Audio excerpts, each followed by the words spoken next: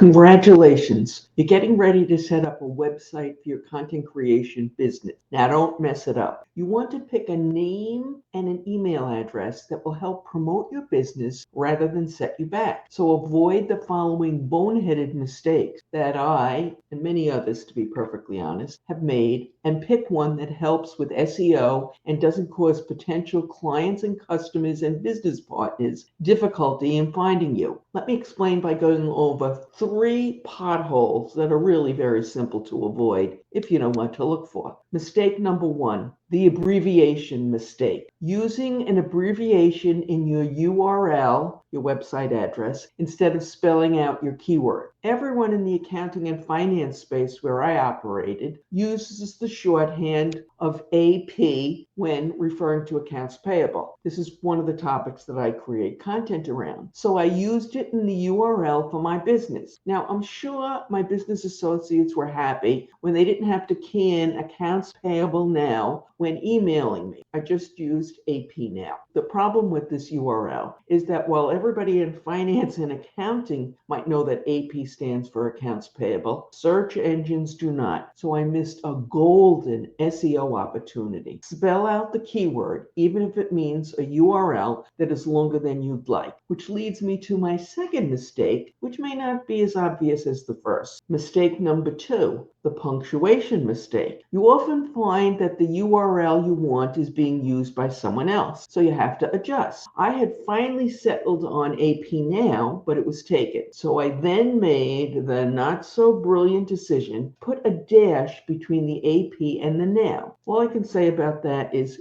don't do it. One of my colleagues also did the same thing when he was setting up his business, and we laugh about it and all the problems it has caused. For starters, people mix up dashes with hyphens and M dashes and even underscores. And sometimes when you're giving someone your email address over the phone, they'll go ahead and spell out the word dash, thinking it's part of your URL and or email address. Along the same lines, if you have the word and in your URL, consider something else, because some folks, when you are sharing your email address verbally, will try and put the ampersand in instead of spelling out and. Mistake number 3, the email format mistake. This one is not as obvious, and I'm going to be fair, is not as boneheaded as the other 2, although it's caused me a lot of aggravation. When I started out, it was just me and a woman who was helping me with the website. When it came to the email addresses, there were a number of choices. We could have gone with first name only, first and last name and last initial, or last name followed by first name. There were probably many other choices, but these were the ones we had under consideration. Part of my reasoning, and this was accurate by the way, was that my last name can be spelt in numerous different ways, and I wanted to avoid that issue.